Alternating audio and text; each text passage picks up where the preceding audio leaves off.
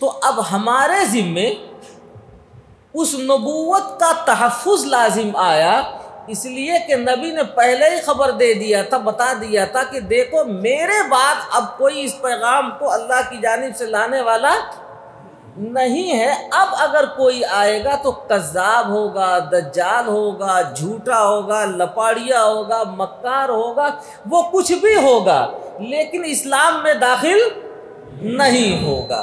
اللہ نے یہ فرمایا کہ دیکھو دین کو اتارا ہے ہم نے تو محافظ بھی ہم ہی ہیں۔ اب حفاظت کے کیا طریقے ہیں، کیا اصول ہیں، وہ میں نے آپ کو بتا دیا کہ قرآن و سنت سے مستنبط عقیدہ اور علم کلام ہمارے مکمل دین کو تحفظ فراہم کرتا ہے۔ اور طریقہ کیا ہے؟ آلات اور حالات جیسے بدلتے رہیں، اگر آپ کو اس کے اندر درک ہے اور مہارت ہے تو دنیا میں جہاں کہیں بھی آلات اور حالات بدلیں گے، رتی برابر بھی انحراف ہوگا تو آپ فوراً وہاں اپنے دین کے تحفظ میں لگ جائیں گے اور کوئی بھی ضرر رساں آپ کو نقصان پہنچا نہیں سکے گا۔ بات آئی سمجھ میں؟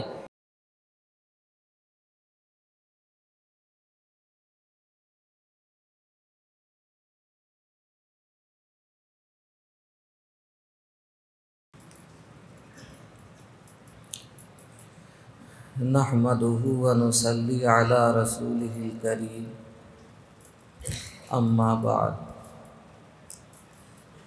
اعوذ باللہ من الشیطان الرجیم، بسم اللہ الرحمن الرحیم،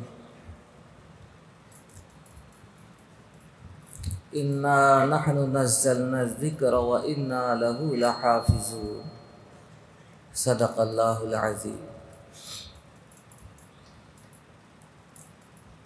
حاضرین محترم، جامعہ رشیدیہ کے حضرات، اساتذہ کرام اور عزیز طلباء، آپ کے جامعہ کو دیکھ کر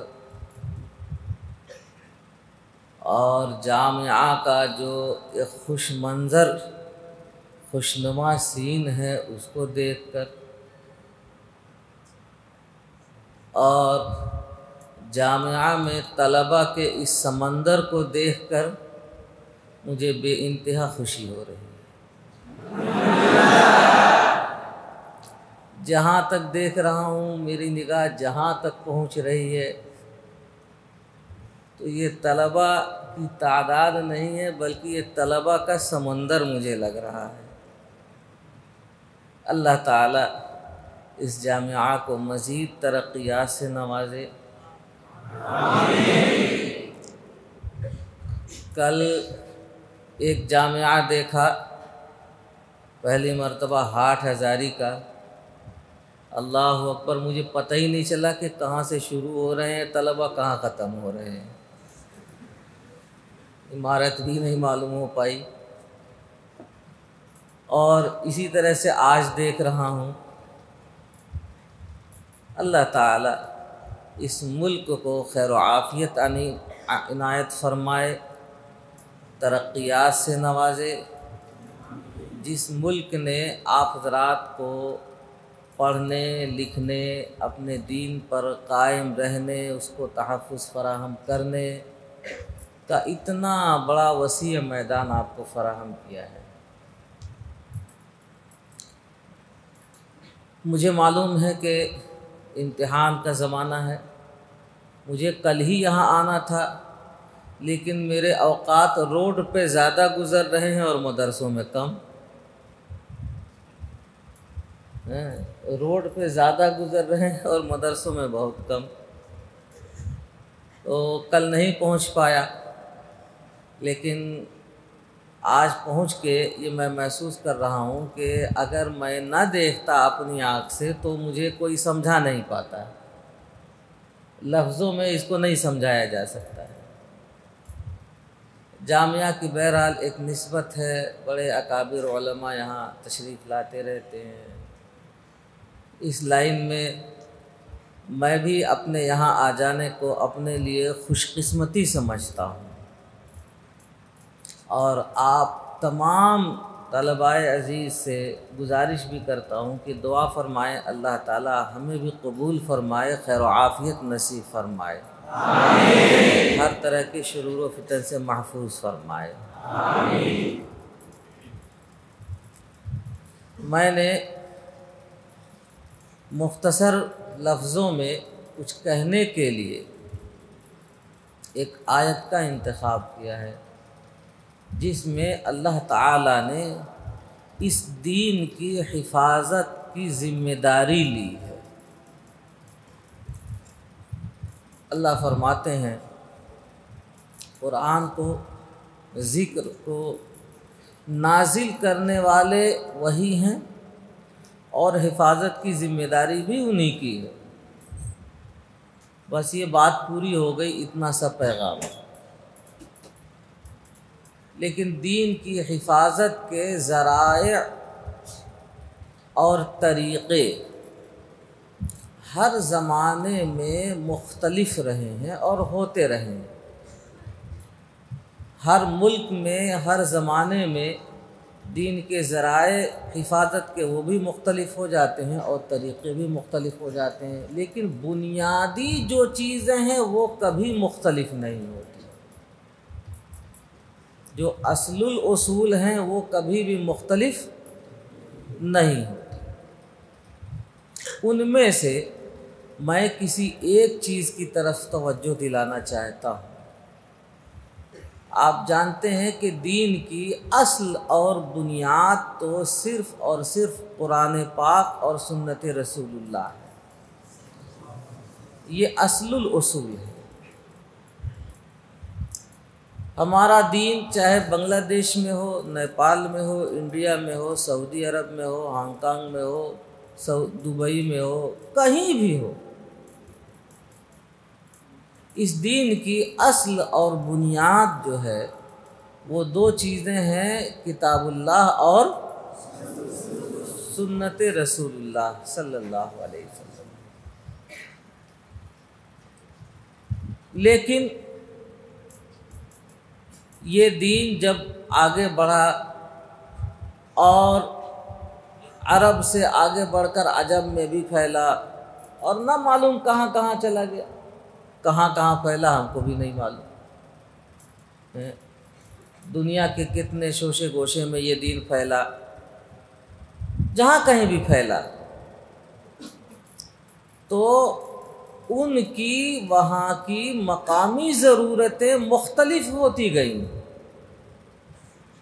اب مسئلہ یہ ہے کہ پوری ملت، پوری امت متحد بھی رہے اور سب کی ضرورتیں بھی پوری ہوتی رہیں اور ہر طرح کی ضرورتیں پوری ہوتی رہیں، سیاسی ہو، سماجی ہو، معاشی ہو، معاشرتی ہو، عملی ہو، قلبی ہو، علمی ہو، عقائد کی ہو، یہ جتنی ہے ہر ضرورت پوری ہوتی رہے تو اس کے لیے کیا طریقہ اپنایا جائے؟ اس کے لیے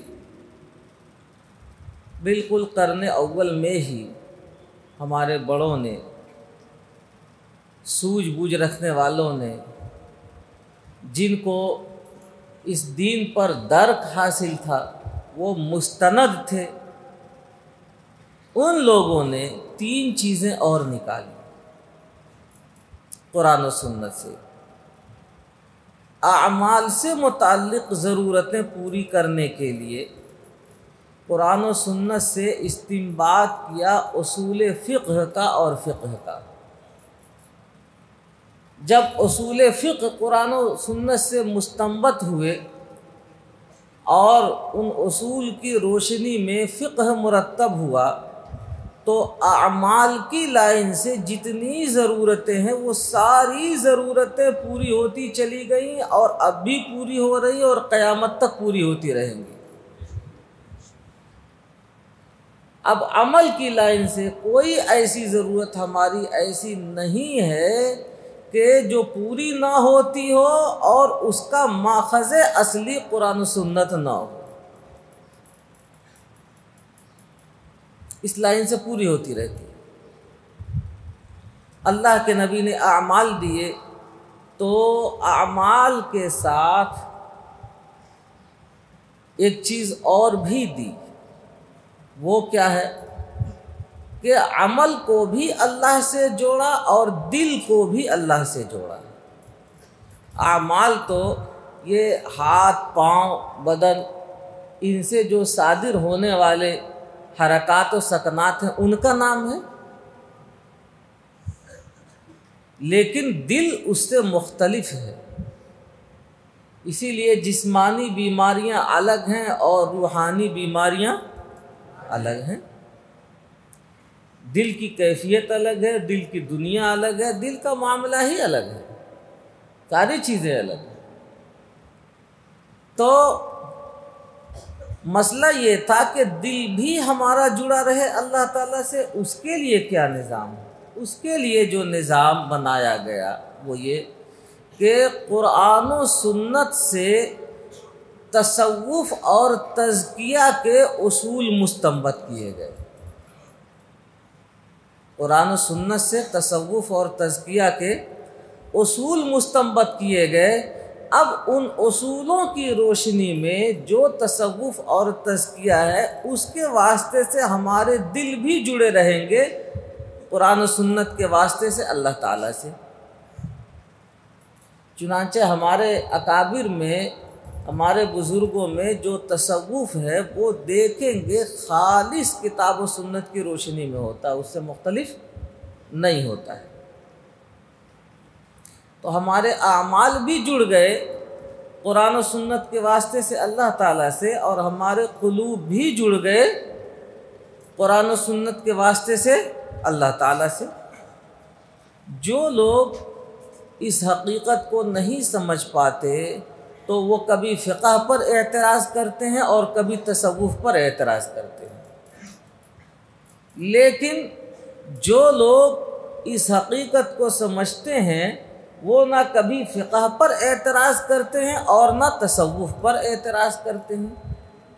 ہم نے شرط لگائی ہے کہ دلوں کو جوڑنے کے لیے وہ تصوف، وہ تزکیہ جو قرآن و سنت سے مستنبط ہو، اس میں نہ ریا ہوگا، نہ مکاری ہوگی، نہ دکھاوا ہوگا، نہ چھل کپٹ ہوگا، نہ دھوکہ ہوگا، نہ بغض ہوگا، نہ دل کی جتنی بھی بیماریاں ہیں کوئی بھی بیماری ان میں نہیں ہوگی، ان سب سے پاک صاف ہوگا۔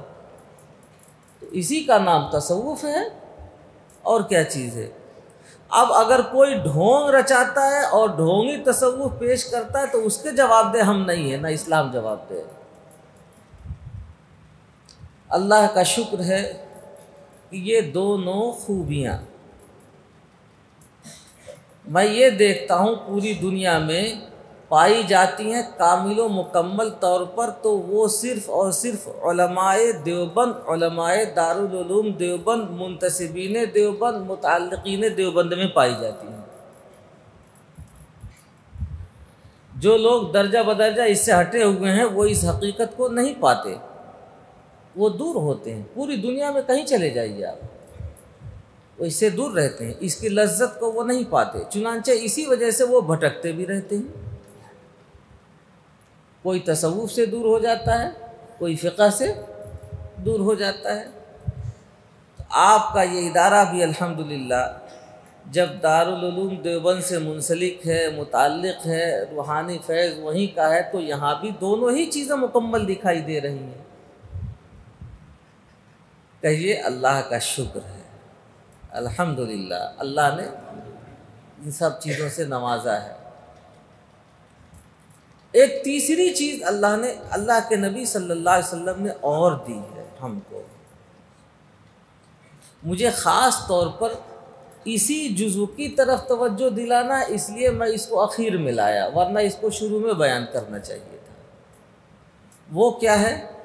اللہ کے نبی نے جب اعمال دیے تو ہم کو عقائد بھی تو دیے ہیں، عقائد بھی تو دیے ہیں اللہ کے نبی نے۔ اب اعمال پہلے دیے ہیں یا عقائد پہلے دیے ہیں؟ پہلے عقیدہ ہے یا پہلے عمل ہے؟ پہلے عقیدہ ہے۔ اللہ کے نبی نے جب اس دین کا آغاز کیا اور اس دین کو پیش کیا تو سب سے پہلے عقائد پیش کیے. یا ایھا الناس قولوا لا الہ الا اللہ تفلحوا، عقائد پیش کیے. جب عقائد درست ہو گئے تو اعمال خود بخود درست ہوتے ہوئے چلے گئے، بلکہ جب عقائد درست ہوئے تو اعمال اتنے تندرست ہوئے کہ حضرات صحابہ کرام رضوان اللہ علیہم اجمعین کی زندگی کا ہر لمحہ ہمارے لیے مینار نور قرار پایا. اور اگر عقائد درست نہیں تو اسی وقت میں آنکھوں سے نبی پاک علیہ الصلاۃ والسلام کو دیکھنے والے وہ لوگ بھی تھے کہ جن کے عقائد میں خلل تھا، کانوں سے باتیں سننے والے وہ لوگ بھی تھے جن کے عقائد میں خلل تھا، حضرات صحابہ جیسے اعمال ادا کرنے والے دکھانے کے طور پر وہ لوگ بھی تھے جن کے عقائد میں خلل تھا. وہ ساری چیزیں تھیں. نبی کے ساتھ وہ بھی رہتے تھے، گفت و شنید ہوتی رہتی تھی، لیکن ان کی زندگی کا ہر لمحہ تاریخ قرار پایا. کیوں؟ اس لیے کہ ان کا عقائد درست نہیں تھے. جن کے عقائد درست پائے تو اس کی برکت سے زندگی کا ہر لمحہ معیار قرار پایا، اور عقائد درست نہیں تو ضلالت قرار پایا. تو پہلے عقیدہ ہے، اس کے بعد اعمال ہیں. ہمارے بڑوں نے قرآن و سنت سے ایک تیسری چیز اور نکالی. عقائد کو تحفظ فراہم کرنے کے لیے علم کلام وضع کیا، اصول علم کلام مستنبط کیا. عقائد الگ ہیں اور عقائد کو تحفظ فراہم کرنے والے جو دلائل ہیں ان کا نام علم کلام ہے. یہ دونوں دو الگ الگ چیزیں ہیں. تو اب 3 چیزیں یہ ہو گئیں اور 2 چیزیں قرآن و سنت. تو قرآن و سنت 2، اصول فقہ 3، اور اصول تزکیہ و تصوف 4، اور اصول علم کلام 5. اعمال کو تحفظ فراہم کرنے کے لیے اصول فقہ، اور دل کو خدا سے جوڑنے کے لیے، اور عقائد کو محفوظ رکھنے کے لیے علم کلام. یہ 5 چیزیں ہو گئی. اب ان میں آپ غور کیجئے کہ مدارس کی 4 دیواری میں آپ جن دینی علوم کو حاصل کر رہے ہیں تو ان علوم کو اور خود دین کو تحفظ کس کے ذریعے سے فراہم ہونا ہے. آپ کی ضرورت سب سے زیادہ کون سی چیز ہے؟ ضرورت تو سب کی ہے، سب ضرورتیں ہیں، لیکن الاول فالاول اور الاہم فالاہم میں اولیت کس کو حاصل ہے؟ آپ غور کریں گے تو عقیدہ اور علم کلام کو ملے گا اول درجہ ہے. کیوں؟ اگر آپ عقائد درست نہیں کرائیں گے اور عقائد کو محفوظ نہیں کریں گے، عقائد کے اندر خرابیاں پیدا ہو گئیں، عقائد کے اندر تراش خراش پیدا ہو گیا، عقائد کے اندر کمی زیادتی پیدا کر دی گئی، تو آپ بتائیے کہ فقہ کس کو پڑھائیں گے؟ مسائل کس کو بتائیں گے آپ؟ جی، اور بتانے کا حاصل بھی کیا ہوگا، فائدہ بھی کیا ہوگا؟ جب عقائد میں ٹیڑھا پن آ گیا، عقائد میں کجی آ گئی، عقائد میں گمراہی ضلالت آ گئی، تو اس کا دل خدا سے کیسے جڑے گا؟ اور جوڑ کے بھی کیا کریں گے آپ؟ جی، آپ حدیث شریف کس کو پڑھائیں گے جس کا عقیدہ خراب ہو گیا؟ جب عقائد ہی محفوظ نہیں رہے تو حدیث شریف پڑھانے کا فائدہ بھی کیا ہوگا؟ جب عقائد ہی محفوظ نہیں رہے تو تفسیر پڑھانے کا فائدہ کیا ہوگا؟ قرآن شریف پڑھانے کا فائدہ ہوگا؟ قرآن شریف تو یہودی بھی پڑھتے ہیں، نصرانی بھی پڑھتے ہیں، قادیانی بھی پڑھتے ہیں، بہائی بھی پڑھتے ہیں، نہ معلوم کتنے پڑھتے ہیں، بہت سے لوگ پڑھتے ہیں. لیکن اگر عقائد محفوظ نہیں رہے اور عقائد درست نہیں تو اس کا حاصل کیا؟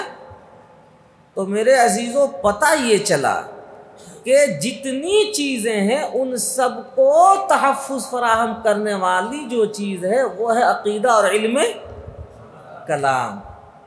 اسی لیے اللہ کے نبی نے اعلان کرتے ہی سب سے پہلے عقائد دیے اور عقائد درست کرائے۔ جب عقائد درست ہو گئے تو اس کے بعد جتنی چیزیں ہیں وہ خوب درست اور خود بخود تندرست ہوتی ہوئی چلی گئی۔ انہی عقائد اور علم کلام کے شعبے کو جہاں کہیں پڑھا جاتا ہے یا پڑھایا جاتا ہے تو اس کا نام ہے تحفظ ختم نبوت۔ اب سمجھ میں آیا تحفظ ختم نبوت کسے کہتے ہیں؟ جی آپ جگہ جگہ میرے نام کے ساتھ سنیں گے تحفظ ختم نبوت، تحفظ ختم نبوت۔ لوگ اس کی غلط تشریح کرتے ہیں، وہ نہیں سمجھ پاتے۔ انہی عقائد کو تحفظ فراہم کرنے اور پڑھنے پڑھانے کا جو شعبہ ہے اس شعبے کا نام ہے تحفظ ختم نبوت۔ یہ کام اور دیگر عنوانات سے بھی ہوتے ہیں، مثلا تخصص فی الدعویٰ کے نام سے بھی کچھ ممالک میں یہ کام ہوتا ہے، قسم العقیدہ والکلام کے نام سے بھی یہ ایک کام ہوتا ہے، یہی پڑھائی ہوتی ہے۔ لیکن یاد رکھیے سب سے جامع، سب سے بہترین عنوان جو قرآن و سنت سے بھی مستنبط ہے وہ ہے تحفظ ختم نبوت۔ اب آپ کہیں گے کہ پھر قسم العقیدہ کیوں نہیں ہے، قسم الدعویٰ کیوں نہیں ہے؟ یاد رکھیے وہ اجزاء ہیں، وہ اجزاء ہیں، اصول نہیں ہیں، اور تحفظ ختم نبوت اصل الاصول ہے، جزو نہیں ہے۔ اس لیے کہ نبی پاک علیہ الصلاۃ والسلام نے جب اس دین کو کامل و مکمل فرما دیا، اللہ نے جب دین کے کامل و مکمل ہونے کا اعلان کر دیا، اتمام نعمت کے بعد اللہ نے اپنی رضامندی اس سے وابستہ فرما دی، تو اللہ کے نبی نے اب یہ فرمایا کہ لا نبی بعدی انا خاتم النبیین لا نبی بعدی، یعنی دین کامل و مکمل ہو گیا۔ اس پیغام کو اور اس سے متعلق کسی چیز کو اللہ کی جانب سے جو لانے کا سلسلہ تھا وہ مکمل ہو گیا، میں کامل و مکمل لا کے تم کو دے چکا۔ یہی مطلب ہے نا لا نبی بعدی کا۔ اللہ کے نبی نے فرمایا کہ میرے بعد نبی نہیں، کیا مطلب؟ اب کوئی اللہ کی جانب سے پیغام ہدایت لانے والا، کیا مطلب پیغام ہدایت لانے والا نہیں ہے؟ مطلب یہ ہے کہ دین کامل و مکمل ہے، اس میں کمی زیادتی تراش خراش کی اب کوئی گنجائش ضرورت نہیں ہے۔ تو کوئی بھی فتنہ، کوئی بھی عقیدہ اسلام کے خلاف پیدا ہوگا تو وہ کب پیدا ہوگا؟ سب سے پہلے اس وقت میں وہ پیدا ہوگا جب وہ نبی علیہ الصلوۃ والسلام کی اس صفت ختم نبوت کے اوپر حملہ کرے، تب پیدا ہوگا۔ صفت ختم نبوت پر حملہ آور ہوگا، مثلا بدعتی اس میں اضافہ کرے گا، وہ کہے گا دین مکمل نہیں تھا، یہ چیز میں بڑھا رہا ہوں، ابھی ضرورت تھی۔ جب ضرورت تھی جبھی تو بڑھائے گا، اگر ضرورت نہیں تھی تو کیسے بڑھائے گا؟ تو اضافہ کرنے والے کا نام بدعتی قرار پائے گا۔ کوئی کمی کر دے گا دین میں، جب دین میں کمی کرے گا تبھی تو وہ فتنہ قرار پائے گا، اسلام مخالف قرار پائے گا۔ تو کمی کرنے والا یا زیادتی کرنے والا سب سے پہلے بتائیے وہ قرآن پر حملہ آور ہو رہا ہے، تفسیر پر حملہ آور ہو رہا ہے، حدیث پر حملہ آور ہو رہا ہے، فقہ پر حملہ آور ہو رہا ہے، تصوف پر حملہ آور ہو رہا ہے، یا سب سے پہلے نبی علیہ الصلوۃ والسلام کی جو صفت ختم نبوت ہے اس پر حملہ آور ہو رہا ہے؟ طے کیجیے، صفت ختم نبوت پر حملہ آور جب ہوگا تبھی وہ اسلام مخالف فتنہ قرار پائے گا۔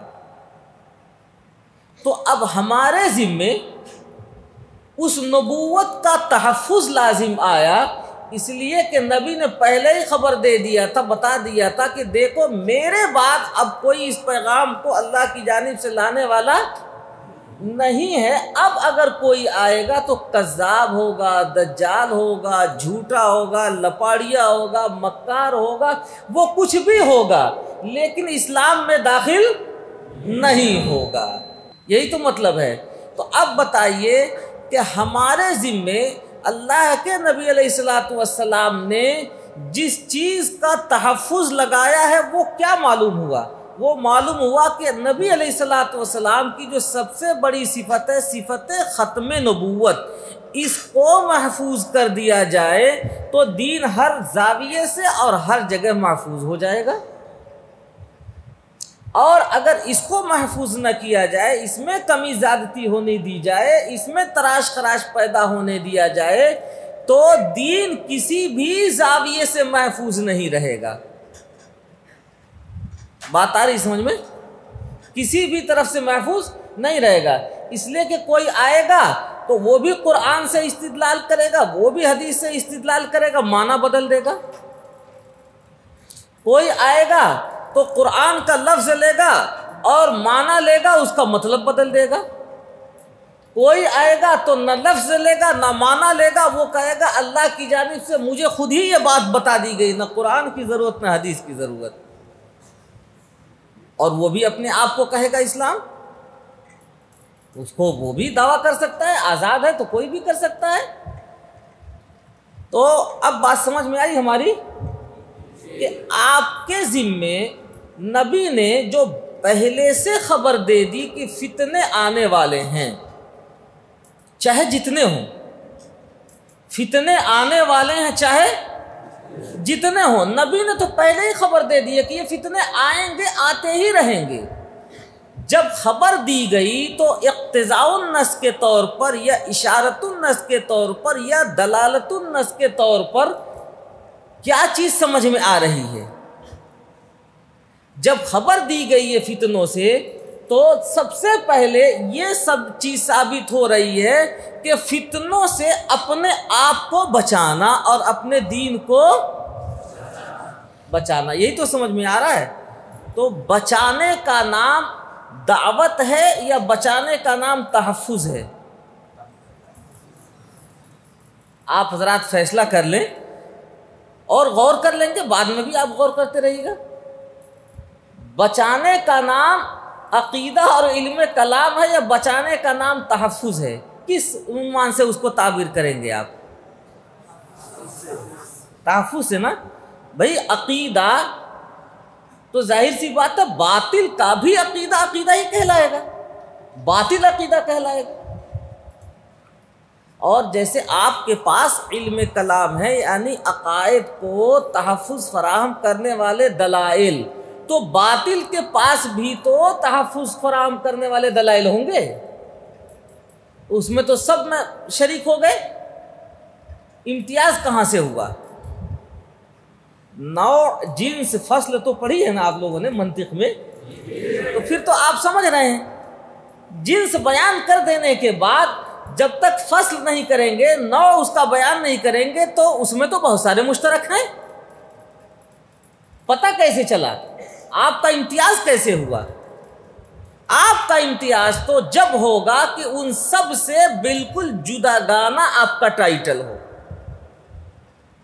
اور اسی جداگانہ ٹائٹل کا عنوان اور نام ہمارے اکابر نے جو دیا ہے وہ ہے تحفظ ختم نبوت۔ اب بعض لوگ غلط فہمی سے یا بد فہمی سے یا جہالت سے یا نہ معلوم کیسے یہ سمجھ دیتے ہیں کہ تحفظ ختم نبوت کا معنی ہے رد قادیانیت۔ اس میں کون سا لفظ ہے جس میں رد قادیانیت دکھائی دے رہا آپ کو؟ کس لفظ کا معنی ہے جی؟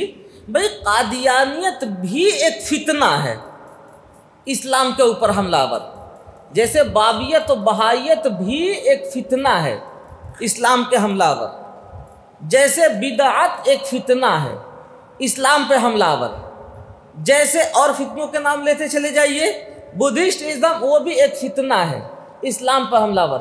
جتنے دنیا کے فتنے ہیں، چاہے اسلام کا نام لے کر یا اسلام کا نام لیے بغیر، پہلے وہ حملہ آور ہوتے ہیں نبی کی ختم نبوت پر۔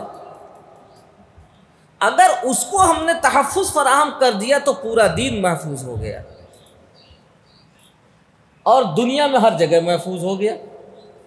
اور اگر ہم نے ختم نبوت کو محفوظ نہیں کیا، سمجھ گئے آپ نا، تو ہر فتنہ اسلام کا نام لے کر، مسلمان کہلا کر اس کے اوپر حملہ آور ہوتا رہے گا، تو وہ تو اجزا ہوئے، اور ان کے لیے جو عنوانات ہیں وہ اجزا قرار پائیں گے، وہ جزو قرار پائے گا، جزوی ہوگا۔ وہ جامع اور کلی عنوان کون سا بنا؟ تحفظ ختم نبوت۔ اسی لیے ہمارے اکابر نے عقائد کو تحفظ فراہم کرنے والے جو دلائل پڑھائے جاتے ہیں جس شعبے میں، اس شعبے کا نام رکھا ہے تحفظ ختم نبوت۔ اب آپ کے وہاں یہ شعبہ مجھے نہیں معلوم کہ ہے یا نہیں ہے، اتنا نہیں ٹائم مل سکا کہ میں معلوم کروں، پوچھوں آپ کے اساتذہ سے، اور کسی نے بتایا بھی نہیں ہم کو کہ یہ شعبہ آپ کے وہاں ہے یا نہیں ہے۔ بہرحال اگر ہو تو الحمدللہ، اور نہ ہو تو ہونا چاہیے۔ میں اپنے اساتذہ سے کہوں گا اور ذمہ داران سے کہوں گا کہ ہونا چاہیے۔ میں نے مختصر سے وقت میں اپنی بات کہہ دی، اپنا دعویٰ بھی پیش کر دیا، اپنی دلیل بھی پیش کر دی، لیکن میرے دعوے اور میری دلیل سے سب کا متفق ہونا بھی تو ضروری نہیں ہے۔ سب کو متفق ہونا بھی ضروری نہیں ہے۔ گر قبول افتد زہے عز و شرف، اگر آپ کو میری بات پسند آ جائے اور سمجھ میں آ جائے تو الحمدللہ۔ اسی لیے آپ یاد رکھیے، تحفظ ختم نبوت کا جو ایک جامع عنوان ہے، ایک جامع عنوان ہے، اس کے تحت پیغام بھی ہمیشہ مثبت جاتا ہے، منفی پیغام نہیں جاتا ہے، اور منفی پیغام کی ہمیں ہدایت بھی نہیں ہے، ہمیں اجازت بھی نہیں ہے منفی پیغام کی۔ اللہ کے نبی نے پیشگی فتنوں کی خبر دی۔ یہ ایسے ہے جیسے میرے طلباء عزیز آپ کو آپ کے اساتذہ خبر دیں کہ دیکھو وہاں شیر ہے، تو اس کا کیا مطلب ہے؟ شیر سمجھتے ہیں؟ تو اردو تو سب جانتے ہی ہیں۔ تو اگر خبر دے کوئی کہ وہاں شیر ہے تالاب کے اس طرف، تو اس کا کیا مطلب بنے گا؟ کہ آپ جا کے گلی ڈنڈا کھیلیے گا، بیڈمنٹن کھیلیے گا، اس کے کان سہلائیں گے آپ جا کے، پونچھ پکڑیں گے؟ ایک لفظ میں جو کہنے کی بات تھی وہ کہہ دی گئی کہ دیکھو وہاں خطرہ ہے، مطلب یہ ہے کہ اپنے آپ کو اس خطرے سے بچاؤ۔ کیا مطلب ہے؟ اس خطرے سے بچاؤ، یہی تو ہے تحفظ، کہ صاحب میں اپنے آپ کو بچا رہا ہوں، جا رہا ہوں اس کی پونچھ سہلانے، تو بچیں گے آپ۔ کہہ دیا گیا سانپ ہے، کیا مطلب؟ کہ سب سے پہلے اپنے آپ کو اس کے زہریلے اثرات سے بچاؤ، تحفظ کرو، یہی تو مطلب ہے۔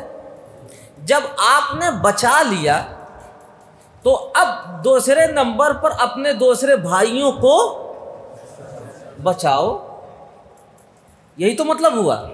اب دوسرے بھائیوں کو بھی بچا لیا تو اب تیسرے نمبر پر اگر سانپ چلا جاتا ہے تو اس کو جانے دو، پھر بھی اگر نہیں مانتا ہے تب اس کا علاج کرو۔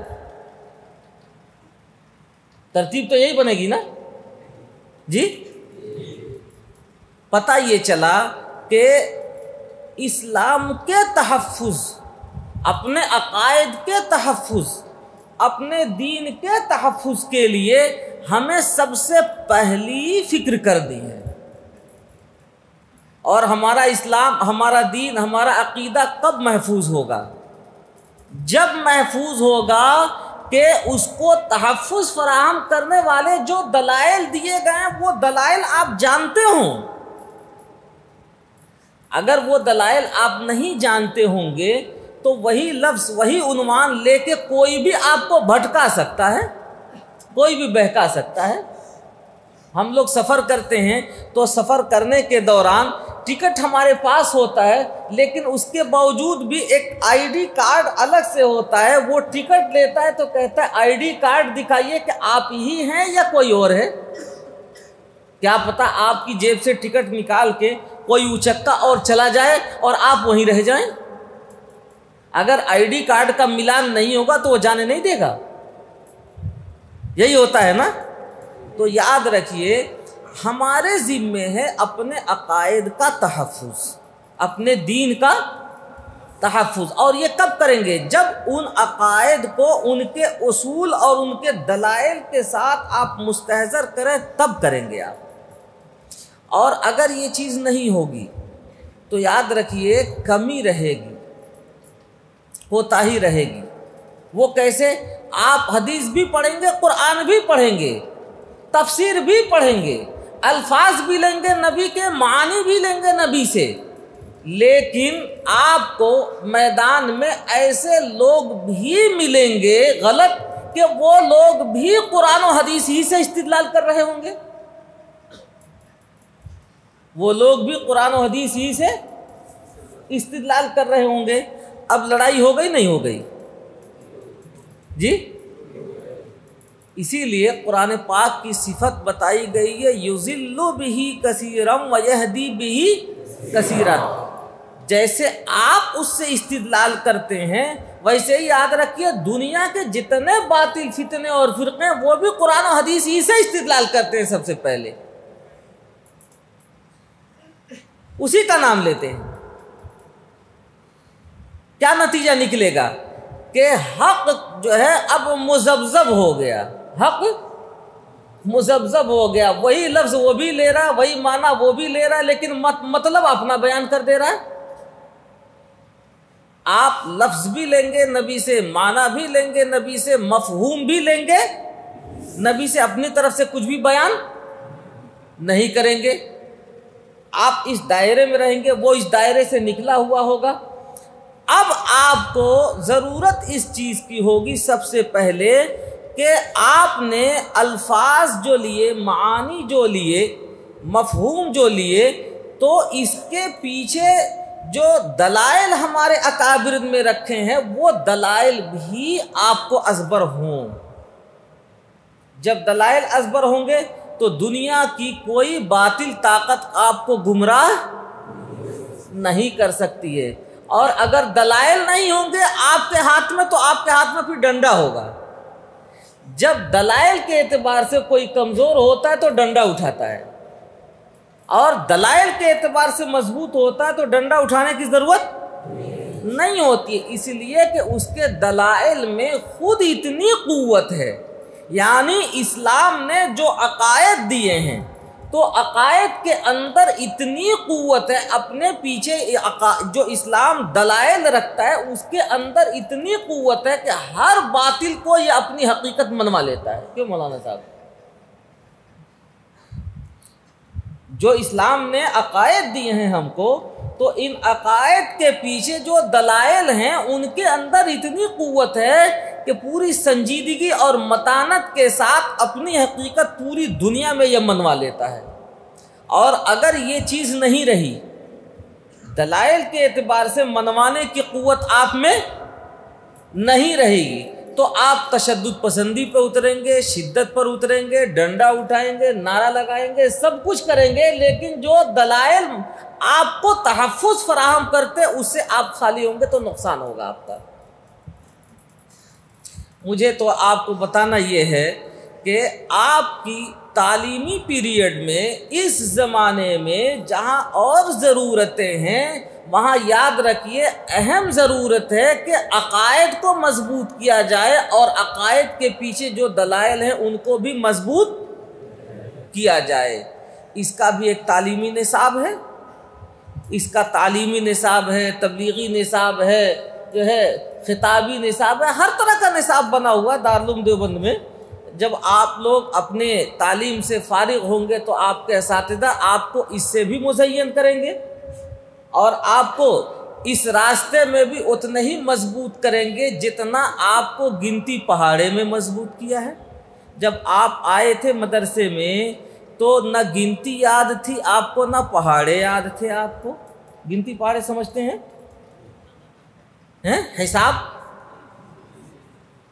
حساب کتاب تو جانتے ہیں نا؟ کیا کہتے ہیں آپ کے وہاں اس کو؟ جی جی نبتا نمتا، اچھا بہرحال آپ کی زبان میں جو بھی کہتے ہوں، میں تو یہ کہہ رہا ہوں کہ دیکھیے جب آپ آئے تھے تو کچھ نہیں جانتے تھے، لیکن آپ کے اساتذہ نے جب آپ کو پہاڑے یاد کرا دیے ایک دفعہ کہ 10 دونا کتنا ہوتا ہے، 10 دونا 20 ہوتا ہے۔ اب آپ رات کے 12 بجے سو کے اٹھ رہے ہوں اور کوئی آسمان سے اتر آئے اور کہے میں دنیا کا سب سے بڑا سائنٹسٹ ہوں اور آج میں بتا رہا ہوں آج سے یہ رہے گا کہ 10 دونا 12 رہے گا، تو آپ اس کی بات سنیں گے یا ہنس دیں گے؟ آپ یہ کہیں گے کہ الو کے پٹھے 5 مرتبہ آسمان پہ جا اور 35 مرتبہ وہاں سے آ، تب بھی 10 دونا 20 ہی رہے گا، 10 دونا 12۔ یہ کیسے ہوا آپ میں؟ کیسے ہوا؟ ایسے ہوا کہ گنتی اور پہاڑے کو آپ کی گھٹی میں پلا دیا گیا، تب ہوا۔ گنتی اور پہاڑے کو اس طرح یاد کرایا گیا ازبر۔ اب کیا ہے کہ پہلے گنتی اور پہاڑے کا حساب آپ کاغذ پر لکھتے تھے، ضرب تقسیم گڑا یہ سب آپ لگاتے تھے۔ اب اگر حالات تبدیل ہو گئے اور آلات تبدیل ہو گئے، مثلا گیس کتنا کلو ہے، 5 کلو یا 15 کلو، اس کا حساب نکالنا ہے تو اب آپ نکال لیتے ہیں کہ نہیں؟ یا اگر گیس سسٹم آیا تو آپ پھر دوبارہ گئے مدرسے میں پڑھنے کے لیے، کوئی جاتا ہے؟ وہ اصول جو حساب کے یاد کرا دیے گئے تھے، وہ اصول آلات بدلیں یا حالات بدلیں، ہر وقت آپ کو رہنمائی کرتے رہیں گے۔ آپ کا علم اور آپ کی عقل دونوں میں تطبیق ہو کر آپ کی رہنمائی کرے گی۔ گیس کا حساب ہو اس کا بھی نکال لیں گے، ہوا کا حساب ہو اس کا بھی نکال لیں گے، بجلی کا حساب ہو اس کا نکال لیں گے، پانی کا حساب ہو اس کا نکال لیں گے۔ جو چیزیں غیر مرئی ہیں، دکھائی نہیں دیتی ہے، ان کا حساب نکالنا اس کو بھی آپ نکال لیں گے، نہیں نکال لیں گے؟ یا کوئی جاتا ہے ہم میں سے کہ ہمارے بچپن میں تو گیس نہیں تھا، ہوا کا حساب نہیں تھا، اب آیا ہے ترقی یافتہ دنیا میں تو اب میں جاؤں گا دوبارہ اسکول میں، دوبارہ مدرسے میں پڑھنے کے لیے، جاتا ہے کوئی؟ کیوں نہیں جاتا ہے؟ اصول وہاں یاد کرا دیے گئے تھے، دنیا کی ہر لائن میں، ہر زندگی میں، ہر خطے میں وہی اصول کام کریں گے۔ اسی طرح سے میرے دوستو، اگر عقائد اور علم کلام کے اصول مستحضر کر دیے گئے تو اللہ کے نبی نے جو خبر دی ہے کہ آنے والے ہیں فتنے اور آتے رہیں گے، اور اتنے آئیں گے جیسے بارش آسمان سے اترتی، اس طرح آتے رہیں گے۔ تو ہم کہتے ہیں کہ بارش اور آندھی اور طوفان سے بھی زیادہ اگر فتنے ہمارے درمیان آتے رہیں، اگر ہمارے عقائد محفوظ اور عقائد کے پیچھے دلائل محفوظ، تو یاد رکھیے آنے والے ہر فتنے سے اپنے ایمان کو بچانے کی صلاحیت ہمارے اندر پیدا رہے گی۔ آلات بدلیں یا حالات بدلیں گے، اپنے ایمان کو ہم تحفظ فراہم کر لیں گے۔ لیکن اگر یہ چیز نہیں رہی تو یاد رکھیے تفسیر جس طرح آپ پڑھتے ہیں اسی طرح یہودی بھی پڑھتے ہیں، نصرانی بھی پڑھتے ہیں، حدیث جس طرح آپ یاد کرتے ہیں اسی طرح وہ بھی پڑھتے ہیں، وہ بھی اسی طرح سے محفوظ کرتے ہیں، ساری چیزیں ہیں۔ پتہ یہ چلا کہ ایک وقت ایسا آئے گا کہ وہاں جا کر کے آپ تشکیک اور تزلزل کا شکار ہو جائیں گے۔ کیوں؟ جیسے گنتی اور پہاڑے آپ کو محفوظ کیے گئے تھے، مضبوط کیے گئے تھے، ویسے یہ نہیں محفوظ کیے گئے۔ گنتی پہاڑے محفوظ تھے تو جیسے اس نے کہا 10 دونا 12 ہنس دیا آپ نے۔ ایسے ہی جب عقائد اور علم کلام محفوظ رہیں گے آپ کے تو رتی برابر بھی کوئی انحراف کرے گا، عقائد کے اندر کمی کرے گا یا زیادتی کرے گا یا پلٹ دے گا، رتی برابر بھی اگر بال کے برابر بھی انحراف کرے گا تو فوراً اس کی عقل پر اس کے علم پر ہنس دیں گے کہ اسلامی عقیدہ یہ نہیں، اسلامی عقیدہ یہ ہے۔ بات آئی سمجھ میں؟ تو میرے عزیزو، اس وقت کے جو حالات چل رہے ہیں ان حالات میں یہ علم بھی آپ کی ضرورت ہے، اور اس علم کو جس شعبے میں پڑھایا جاتا ہے، جس عنوان کے تحت پڑھایا جاتا ہے، اس کا نام تحفظ ختم نبوت ہے۔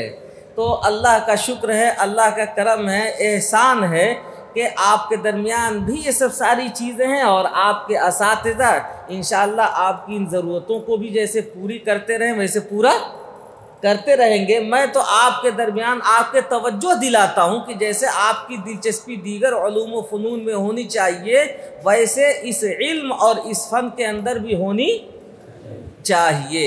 ایک مختصر سی گزارش تھی، اور یہ میں نے اس آیت کے ضمن میں کہی ہے کہ اللہ نے یہ فرمایا کہ دیکھو دین کو اتارا ہے ہم نے تو محافظ بھی ہم ہی ہیں۔